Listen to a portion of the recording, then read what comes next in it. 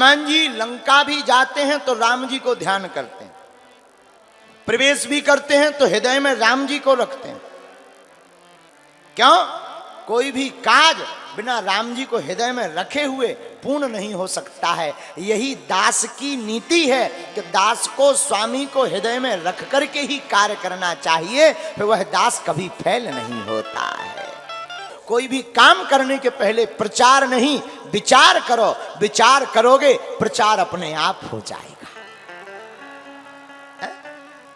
लेकिन हम लोग पहले ही प्रचार ठोक दिए, एडवर्टाइजमेंट ले बोलो सीताराम, फिर क्या प्रचार हो जाता है, विचार होता नहीं है, काम फेल हो जाता है।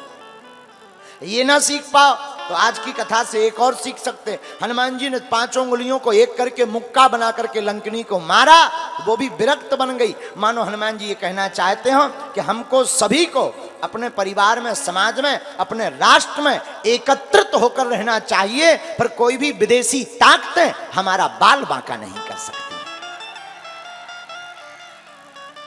ये ना सीख पाओ तो आज की कथा से एक बात और सीखो। पूछो क्या?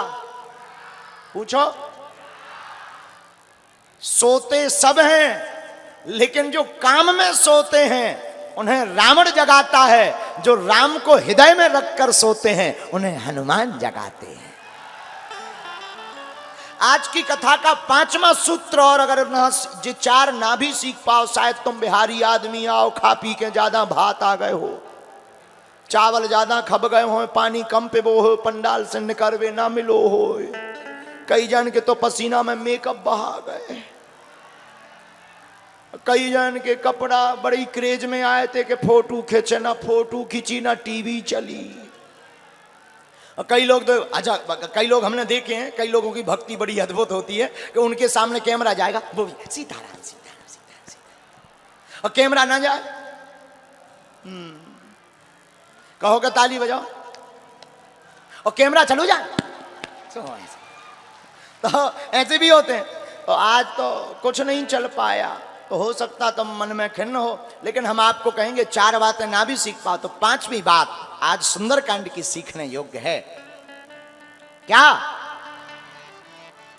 हनुमान जी बहुत अच्छी बात कहते हैं। जब लंका प्रवेश करते हैं तो लंका में सोने की चमक धमक में हनुमान जी नहीं फंसते, उस सोने की चमचमाती हुई नगरी में भी जानकी माता को देखते हैं।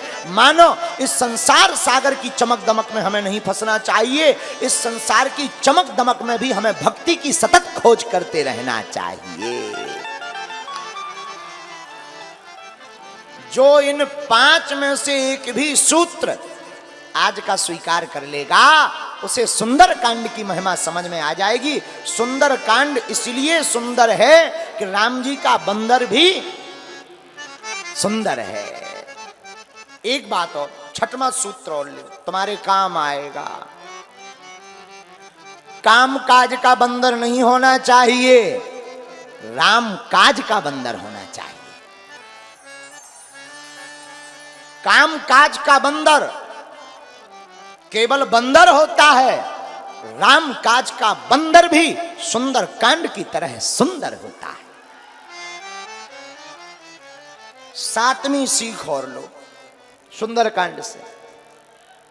घर में संकट हो, ऊपरी बाधा हो, हनुमान जी की कृपा पानी हो, तो आप लोग शनिवार अथवा मंगलवार को लाल पटे के ऊपर, एक पटा के ऊपर लाल कपड़ा बिछाकर उस पर राम दरबार का चित्र रख के दीपक जलाकर आप प्रातः काल 9 बजे से 2 बजे तक अथवा रात्रि में, मध्य रात्रि में सुंदरकांड का पाठ राम जी को बुला करके सुनाइए। आपका घर भी, भवन भी सुंदर हो जाएगा।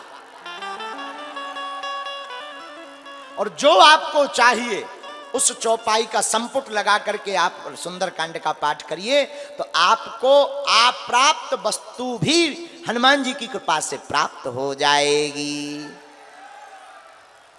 लेकिन नियम पूर्वक। हम लोग क्या करते हैं, 3 मंगलवार तो पढ़ लेते, 4थे मंगलवार सो जाते हैं। बोलो सीताराम। फिर कहते गुरु जी हनुमान जी की कृपा नहीं हो रही है, ठटरी के बरे। कहां से हो जाए? हनुमान जी की कृपा तो तभी होगी जब सतत आप उनका ध्यान करोगे। तो सुंदर कांड का पाठ बड़ा ही ताकतवर है।